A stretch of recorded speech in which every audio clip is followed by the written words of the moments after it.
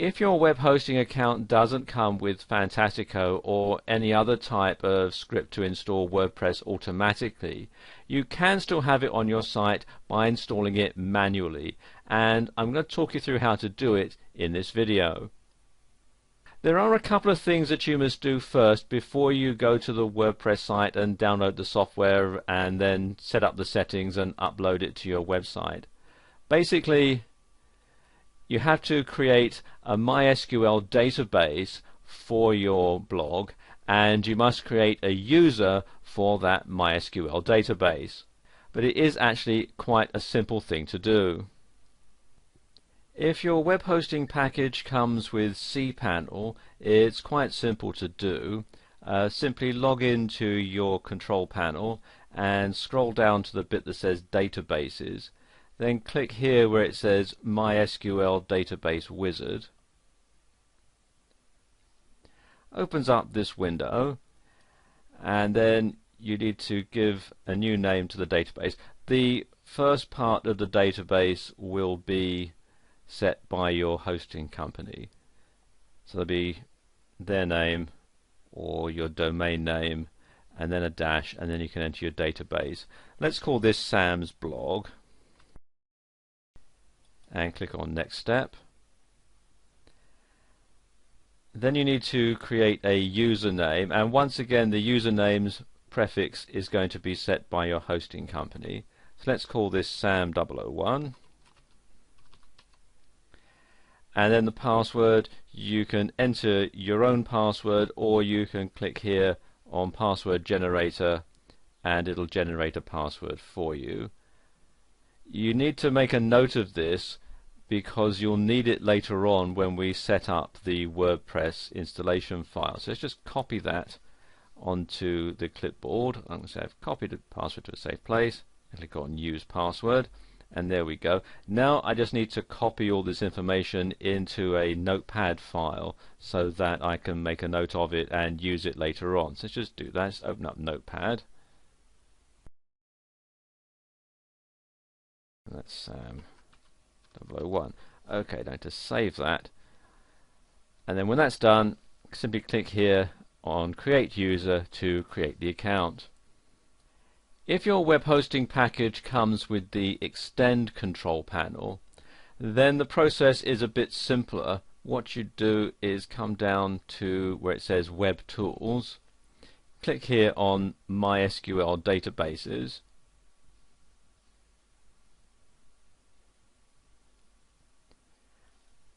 and with this what it does is it creates a database which has the same name as the actual username. So the database name and the username are the same, all bar the front part, which will be set by the hosting provider.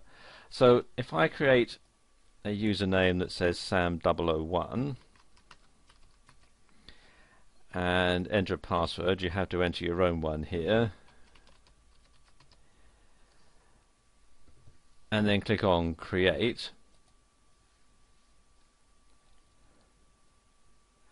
There we go, that database is created, and you can see I've just scrolled down a bit and it's giving it the prefix web156 username, password, and this will be the same for both.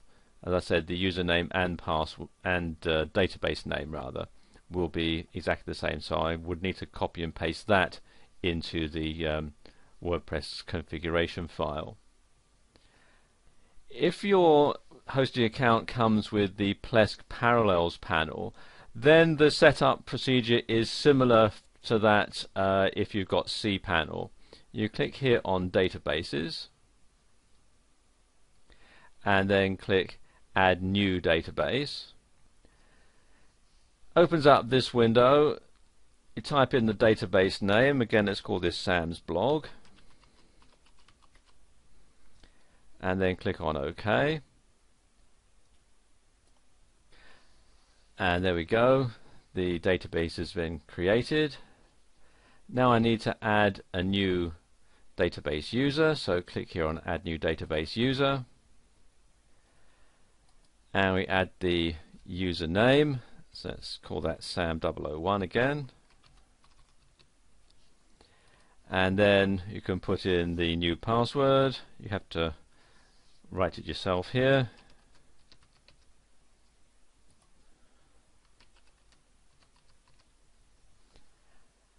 and then click on OK, and there you are. Now that's all set up. Okay, now your databases are set up. The next stage is to download the WordPress software to your computer's hard drive. So come here to this website, wordpress.org/download, and then click on the button that says download WordPress, and it will have the latest version. At the time that I'm recording this video, it's version 3.2.1, although it may be a later one by the time you come to watch it. So just simply click to download it to your hard drive. It's quite a large file. As you can see there, it's 3 megabytes, so it can take a while to download if you're on a slow connection. Just click there.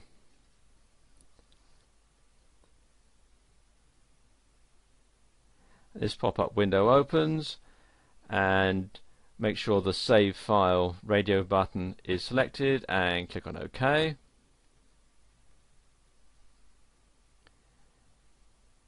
And you can see it's downloading now.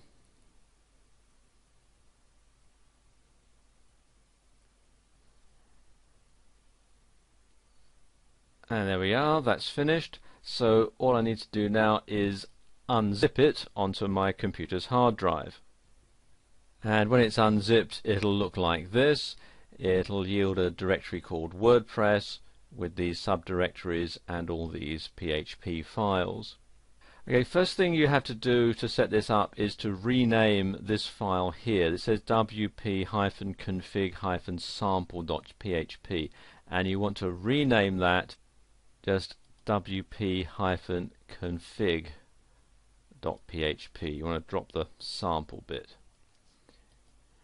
And then you want to open it using a program like Notepad or something like that.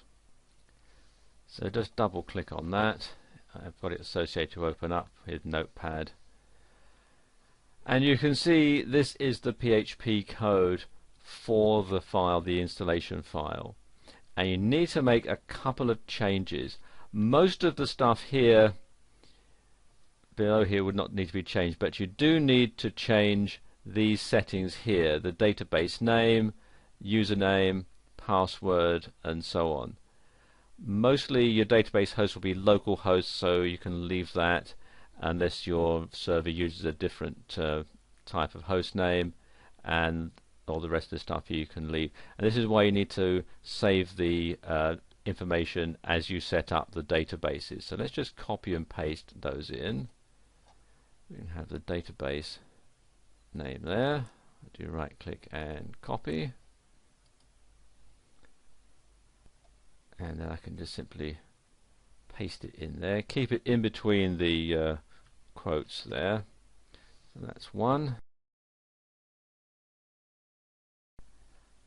Okay, next thing to do is to put in these authentication keys and so on. Now, there is a quick way of doing this, and this is to generate your own phrases at this link here. So if I just copy and then right click, copy that, and now I just need to, I don't close that one now, I need to open up Firefox, and then I can simply paste this in to the address bar, and there we go, it's generated all this information for me. So I just highlight that and copy it, and then I can come back here and just simply paste this in as a block in here like that, and there we go, that's all done. You don't need to change anything else at all.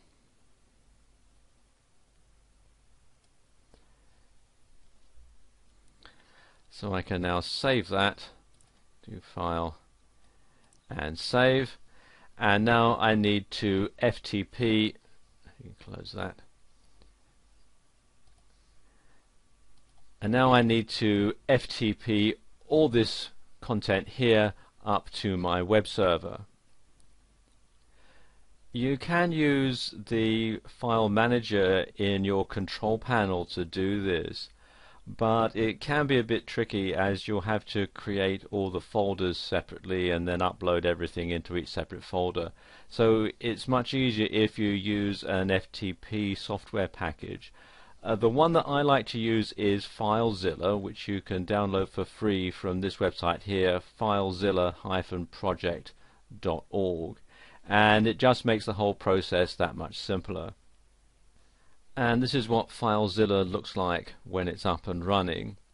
I'm going to create a new directory on the server to install WordPress into. If you're going to have it as the main focus of your site, then you'd want to upload it into the root directory of your site. So if you're just going to have WordPress on your site, you'd want to upload it into the root directory of the site. On this particular server, they call it HTTP docs. On most other servers, they call it public HTML. Okay, so I'm going to right click and create directory, and we'll call this WordPress, and then click on OK. And what I can then do is simply open it up, click on WordPress. You can see there's nothing there. FileZilla is actually a very easy type of FTP software to use. Once you've logged in, you'll find your remote site over here on the right and the local site here on the left. And what you do is go to the directory on your hard drive where you want to upload the information, and you can then simply highlight all of it. Click the first one, then do Shift and click, and that selects all of it. Then right click and click on Upload, and it will immediately start to upload the files that you've selected into the directory that you've selected on your hosting account. Okay, as you can see, there are 933 files to be transferred. It's going to take a while to do this, so what I'm going to do now is just pause the video and then come back to it when everything has been uploaded. And there we go, everything's uploaded. Exactly how long this will take will depend a lot on the speed of your internet connection. If you have a super fast broadband, it'll only take a few minutes. On regular broadband, it can take about 15 to 20 minutes. On a dial-up account, it can take a lot longer. In fact, there is such a lot of data here that your dial-up might time out and you'll have to reload it. But the good thing about FileZilla is it will tell you if any transfers have failed so that you can upload them again. Okay, that's all done, so all I need to do now is log off the server and log on to the setup for WordPress. Okay, you need to come here to this page, the installation page, which will be your URL. In this particular case, it's anothercompany.co.uk. If you've got it installed in a subdirectory, like I have here, which is WordPress, you need to come to that and then wp-admin/install.php. If you're installing this in the root directory, of course, you wouldn't have the WordPress directory. You just go to your URL /wp-admin/install.php. Then you need to fill in this information here. You want the site title. Let's call this Sam's blog. Username, the default one is admin, and it's best to leave it at that. You can always add new ones later. You want the password, and then put it in again.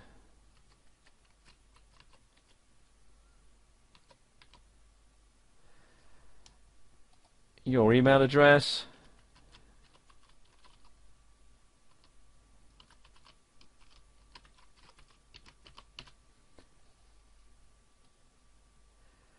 and then you want to either check or uncheck this box here, allow my site to appear in search engines like Google and Technorati.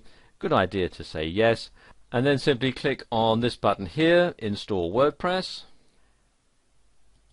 and there we go. WordPress has been installed, so I can click here on the login button,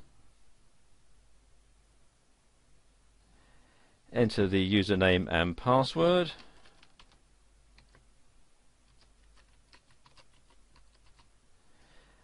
and click on login, and there we are, it's all set up. And if I log out again and just go to the main site here, there we go, there's the blog all installed. So there you go, that's how you can install WordPress manually if you don't have the luxury of an auto install script. So it's not all that difficult really.